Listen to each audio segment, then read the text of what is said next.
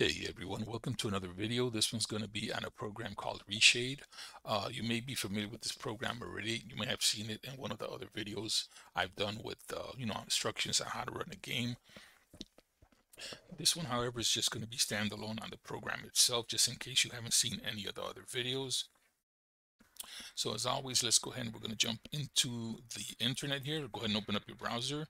We're going to type in ReShade me, and it should take you to this, website page showing this one on top, and this is the one we're looking for. So we're going to go ahead and scroll down to the bottom. That way you can see the version, that's the latest when you jump on there. So go ahead and download that. You're going to put that in your downloads folder. Now what I recommend, once you've done that, you want to create a folder with the title ReShade on there. Put that somewhere in one of your folders in your directory, and you can launch it straight from there. So once that's done, go ahead and close out the browser. We're going to go ahead and launch this here.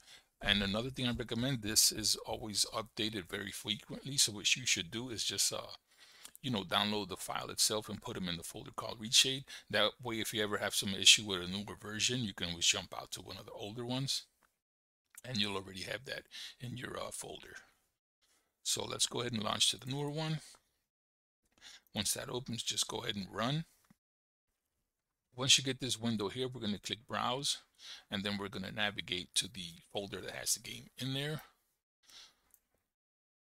So I already have that in place. So we're going to go ahead, highlight that executable, hit open. And now you're going to notice that you got the file's location on here. So we're ready to go ahead and hit next again. Now this time it did find the API that the game is running on its own, so it checked it for you. Sometimes you'll try and run this with a game and it will not show you. There's a couple of things you could do.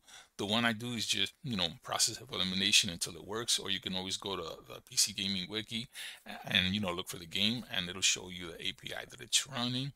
Normally, honestly, it'll probably be easier if you just go ahead and do it again until you find the right API. Not everything is compatible with this, so it's not going to work on every single game.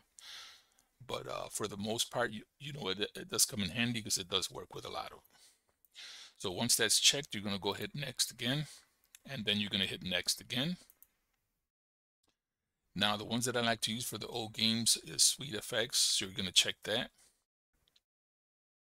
And we're going to check legacy effects. There's also a pretty decent one on here, CRT Royale. So we'll go ahead and check that off also. Now, just for the purpose of this video, you can go ahead and play around with these. There's a lot of different settings on here, but for now we're going to go with these. So go ahead and click next. Once you get to this menu here, Sweet Effects, we're definitely not going to install all of these. So we're going to hit uncheck CRT. Then you can hit next. And this other one is just a single one, so it's already pre-checked, so you can go ahead and hit next. And then this one's here, it should be the third set of plugins. From here, we're going to pick one called HQ. I believe it's HQ4. And that'll smooth it out for us. So go ahead and again, click uncheck HQ4X. Go ahead and click next. And then once you get this message, it's finished putting the files in there. As you can see, it did add files over here to the folder. So right now you can go ahead and close the other folder, maximize the one with the game, just so you have the other one out of the way. And you're going to go ahead and launch the game. Pay no attention to this one here. I just had that to save the presets that I had. So you're going to see everything minus this file here. So you can go ahead and launch the game. Once you launch the game, you'll know it's working. If you see that lettering on the upper left-hand side, you're good to go. The very first thing you want to do is, as it says, press that home key, and you're going to get to here. And this is where you're going to set everything up. So you want to go ahead and hit continue twice. I'm going to show you the CRT Royal effect really quick here. So as you can see, that's what that does right there. Simulates the old CRT screens. You can mix that with the HQ4X one. It'll give you that effect. Now the one, if you've seen the videos I've done before with the games in the past, I always do the HQ4 with the advanced CRT, so we'll do that here. Then you hit continue. Now depending on the choices you made up here, you're going to have the options you know, to change for each effects that you picked on the main screen.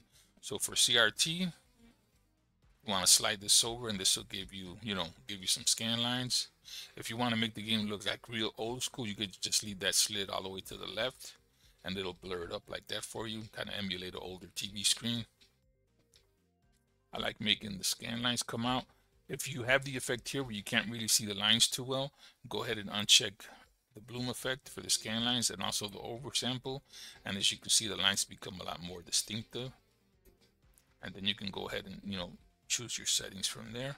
Once you have the lines looking like you want, just let that go. And then I also recommend you put brightness on, because the effects kind of darken the screen up a little bit. So go ahead and play with the brightness until, you know, it's where you want it at. And then we're going to go to the HQ one. Now with this one, default for 15 or the 1500 here, this was pretty good for games that are like 640 by 480 or 800 by 60. So if you see that it looks smooth, you can leave it alone. If you need to adjust this some, you can just go ahead and do the slider over to the right or left and set it where you want.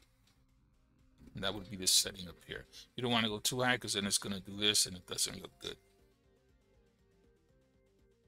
So I'm going to go ahead and put it back to the 1500 again. You know, just slide that to where you think it looks the best for you.